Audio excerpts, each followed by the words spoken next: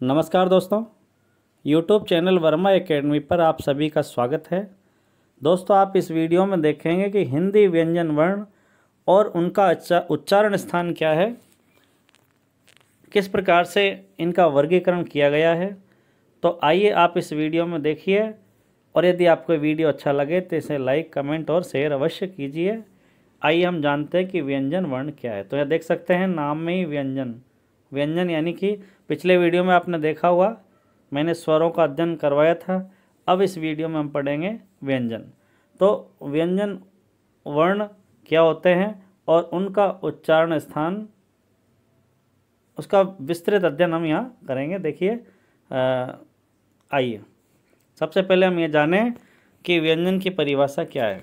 तो पारिभाषिक रूप से हम देखिए समझिए कि व्यंजन वर्ण वे वर्ण होते हैं, देखिए, जिनका उच्चारण स्वरों की सहायता से होता है। यानी कि इनका उच्चारण जब हम करते हैं तो बिना स्वर के इनका उच्चारण करना असंभव है। दूसरी बात क्या है कि इनके उच्चारण में मुख से निकलने वाली वायु मुख के किसी न किसी अंग से टकराकर बाहर निकलती है। कुल मिलाकर के ये मुखावयवों से टकरा करके बाहर निकलती है, यानी कि इनका कोई न कोई उच्चारण स्थान निर्धारित होता है और किसी न किसी मुखावयव से टकरा करके बाहर निकलती है। तो दो बातें महत्वपूर्ण है इसमें। और आगे क्या है कि प्रत्येक व्यंजन के उच्चारण में ए स्वर की ध्वनि छिपी रहती है। यानी कि जब भी हम किसी व्यंजन का उच्चारण करेंगे तो उसमें ए स्वर निश्चित रूप से आएगा। और उसके बाद है ए स्वर के बिना, देखिए ये ध्यान देना है, ए स्वर के बिना व्यंजन का उच्चारण संभव नहीं होता। तो कुल मिलाकर के वही बात है कि यहाँ पर स्वर के बिना व्यंजन का उच्चारण असंभव है। जैसे एक उदाहरण देख सकते हैं अपन, क में जब तक हम ए का उच्चारण नहीं करेंगे, क के साथ ए नहीं जोड़ेंगे, तब तक हम इसका उच्चारण नहीं कर सकते। तो यह हल व्यंजन है, ये जो क है वो हल व्यंजन है, हलंत। ऐसे ही ख में भी ए जुड़ा हुआ है, तो जब उच्चारण करेंगे हम क का और या ख का, तो देखिए क के बाद में अ की ध्वनि आ रही है ना, ऐसे ही ख में ख अ की ध्वनि आ रही है। तो बिना स्वर के हम व्यंजन को उच्चारित नहीं कर सकते। ये बातें हमें ध्यान रखनी है। उसके बाद व्यंजन वर्णों के निम्नलिखित भेद होते हैं। अब यहाँ भेद देखिए कितने भेद है। तो सबसे पहला 3 श्रेणियों में बांटा गया है। सबसे पहला होता है स्पर्श व्यंजन। तो स्पर्श यानी कि वे व्यंजन होते हैं जो मुख के किसी न किसी अवयव को छू करके या स्पर्श होकर के उच्चारित होते हैं। जैसे क से लेकर के प वर्ग तक, यानी 5 वर्गों में बांटा गया है। क वर्ग क से लेकर के प तक, यानी वर्णमाला हम देखेंगे अभी, आप विस्तार से हम आज आगे समझते हैं। इनको कुल मिलाकर के स्पर्श व्यंजन कहते हैं। ये 25 होते हैं, इनकी संख्या 25 होती है। उसके बाद है अंतस्थ व्यंजन। अंतस्थ दूसरी श्रेणी में आते हैं, ये 4 होते हैं, इनकी संख्या 4 है। इसके बाद है ऊष्म व्यंजन।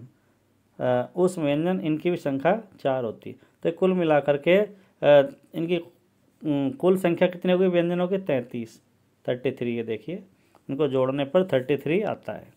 तो यहाँ अपन अब इनका आगे जाकर के विस्तार से अध्ययन करते हैं।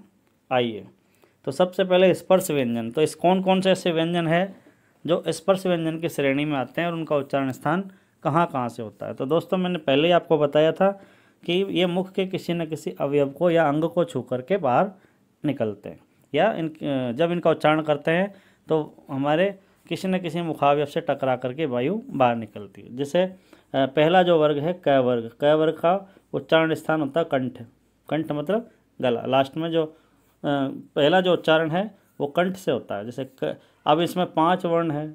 5 कौन कौन से हैं? देखिए, कंठ में क, ख, ग, घ, अंग, ये पांचों के पांचों जो 5 वर्ण है ये सामने दिए गए हैं, ये कंठ कहलाते हैं, क्योंकि इनका उच्चारण कंठ से होता है।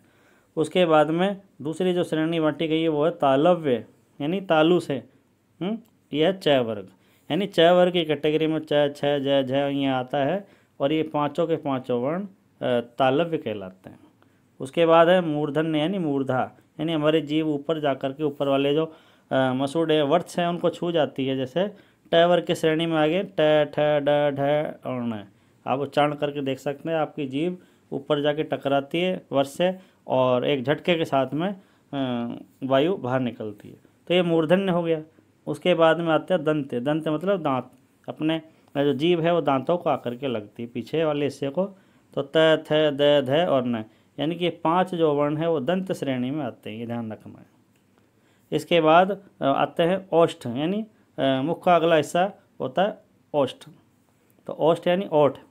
तो प वर्ग के जितने भी वर्ण हैं वो ओष्ठ कहलाते हैं। कौन कौन से? प, फ, ब, भ और म। तो इस प्रकार से कुल मिलाकर के यहाँ पर इनको वर्गों के आधार पर क वर्ग, च वर्ग, ट वर्ग, त वर्ग और प वर्ग, है ना, ऐसे वर्ग के हिसाब से बांटा। और इनका जो उच्चारण स्थान होता है वो कंठ, तालु यानी तालव्य, मूर्धन्य, दंत्य और ओष्ठ। ये हमें ध्यान रखना है कि यही इनके उच्चारण स्थान होते हैं, है ना। अब ये स्पर्श करते हैं किसी न किसी अंग को, है, इसलिए इसका नाम स्पर्श व्यंजन रखा गया है, ये ध्यान रखना। तो ये इनके उच्चारण स्थान हो गए और इधर ये इनका विभाजन है। अब इसके बाद आते हैं अंतस्थ व्यंजन, यानी कि अगली जो श्रेणी होती है।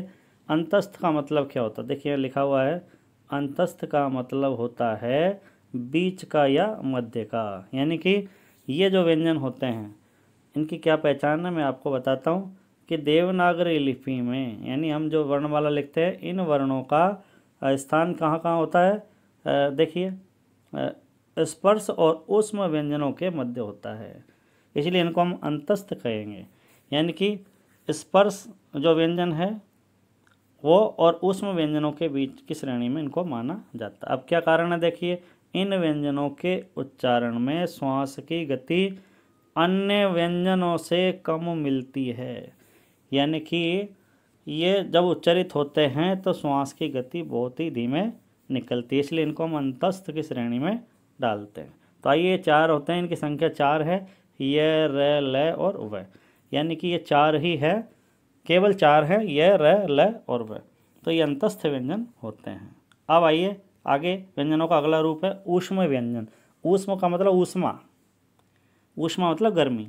तो क्या है? जब इनका उच्चारण करते हैं, लिखा परिभाषा में कि जिन वर्णों का उच्चारण में मुख से गर्म वायु बाहर निकलती है, यानी कि उच्चारण करते हैं तो वायु घर्षण के साथ में बाहर निकलती है, और जहाँ घर्षण होता है वहाँ पर ऊष्मा होती है, गर्मी होती है, तो एकदम से प्रेशर के साथ वायु बाहर निकलती है। तो इनकी संख्या भी 4 बताई गई है। और ये 4 स और है, ये चारों के चारों जो वर्ण है वो ऊष्म व्यंजन की श्रेणी में आते हैं। तो यहाँ श मतलब ये तालव्य श है, फिर उसके बाद मूर्धन्य श है ना ये, और दंती श और है को जा कर के यहाँ ऊष्म व्यंजन की श्रेणी में, क्योंकि इनका उच्चारण एक जैसा होता है चारों का। तो यहाँ कुल मिलाकर के कितने हुए? 4। अब ये ऊष्म व्यंजन हुए। इसके बाद में आते हैं नासिक के व्यंजन। देखिए, ये अलग कैटेगरी बनाई है मैंने।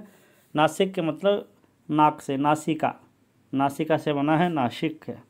यानी कि जिन वर्णों का उच्चारण लिखा है, जिन वर्णों का मुख और नासिका से होता है, यानी मुख और नाक से, वे नासिक के व्यंजन कहलाते हैं। जैसे देखिए यहाँ ये 5 जो व्यंजन है, यानी पंचम वर्ण, यानी प्रत्येक वर्ग का 5वां जो वर्ण है और एक है अनुस्वार।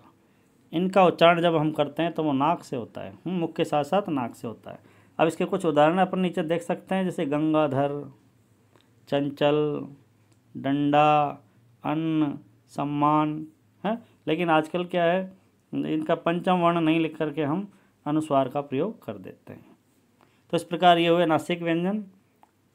अब आते हैं संयुक्त व्यंजन। तो मित्रों, यहाँ पर कई सारे सवाल पूछे जाते हैं परीक्षाओं में। संयुक्त व्यंजन कौन कौन से हैं और इनकी रचना किस प्रकार होती है? तो यहाँ देख सकते हैं, नाम से ही हम जान सकते हैं कि संयुक्त व्यंजनों में 2 व्यंजन होते हैं, यानी ये मिला जुला होता है, 2 व्यंजनों का मिला हुआ रूप होता है। जैसे यहाँ देख सकते हैं अपन, छ, त्र, ज्ञ और स्र, ये 4 व्यंजन है। अब इनका निर्माण कैसे कैसे होता है तो देख सकते हैं अपन, छ से छत्री है, कैसे बना? आधा ये हलंत वाला क और षटकोण और ए, इन तीनों से मिल करके ये बन गया, क्या बना? अक्षय, यानी क्षत्रिय। तो क, ये ध्यान रखना है, इस प्रकार से इसका निर्माण होता है, क्योंकि बिना स्वर के तो व्यंजन का उच्चारण संभव नहीं, इसलिए मैंने इसको अंत में ए भी लिख दिया है यहाँ पर। ऐसे त्रय में देख सकते हैं आप, तय जमा रय, और फिर ए, त्रय। इसका मतलब ये तय और रै से और रै के साथ ए का उच्चारण होता है, तब जाकर के त्रय का निर्माण होता है। तो इससे जैसे शब्द बनेंगे त्रस्त है, त्रेता है, ये शब्द इससे बनाए जा सकते हैं। उसके बाद गे, गे में होता है जय और य, और इसके साथ ए होता है। तो कुल मिलाकर के इसको कैसे बोलेंगे? गे। गे मतलब ज्ञापन और ज्ञान, ऐसे शब्दों का निर्माण होता है। ऐसे श्रेय, श्रेय का जो निर्माण होता है वह हलंत शय और रै से होता है, और रै में ए जोड़ने पर जाकर के श्रेय का उच्चारण होगा। तो कैसे? इससे शब्द बनेंगे श्रीमान, श्रीफल आदि। तो कुल मिलाकर के दोस्तों संयुक्त व्यंजन को मैं जो संयुक्त व्यंजन होते हैं वो 4 प्रकार के, यानी 4 होते हैं, छय, त्रय, गे और श्रेय। अब आते हैं इसके बाद आगत व्यंजन। अब देखिए कुछ व्यंजन ऐसे होते हैं जो अन्य भाषाओं से हिंदी में आए हैं, इनको हम आगत व्यंजनों की श्रेणी में, आगत का मतलब आए हुए, श्रेणी में रखते हैं। तो यहाँ महत्वपूर्ण बात ध्यान रखनी है, ये दो है, एक तो अड़ है और एक ढ। ये दोनों व्यंजन ऐसे हैं जो अन्य भाषाओं से हिंदी में आए हैं। अब कैसे? देखिए, इनका प्रयोग करते समय ध्यान रखना हमें कि इनका प्रयोग शब्द के प्रारंभ में कभी नहीं होता। और देखिए ढ, इसका भी प्रयोग शब्द के प्रारंभ में कभी नहीं होता, ये भी ध्यान रखना है। यानी इन दोनों का ही प्रयोग किसी शब्द के प्रारंभ में नहीं होता। यहाँ देख सकते हैं आप कुछ उदाहरण है, जैसे लड़का, देखो बीच में हो रहा है इसका अड़ा का प्रयोग। ऐसे लड़ाई, बड़प्पन, बड़ा, इसके इसमें अंत में जाकर के प्रयोग किया है ना, यानी कि प्रारंभ में इसका प्रयोग नहीं होता। ऐसे ढह में देख सकते हैं आप, चढ़ाई बीच में हुआ, पढ़ाई, चढ़ना, चिढ़ाना, यानी कि इनका प्रारंभ में प्रयोग नहीं होता। ये आगत व्यंजन की श्रेणी में आते हैं। तो इस प्रकार व्यंजनों का यहाँ वर्गीकरण किया गया है। तो दोस्तों यदि आपको ये वीडियो अच्छा लगा तो इसे लाइक, कमेंट और शेयर कीजिए, और अपने मित्रों में इसको साझा करते हुए मेरे चैनल को सब्सक्राइब जरूर कीजिए। धन्यवाद, नमस्कार।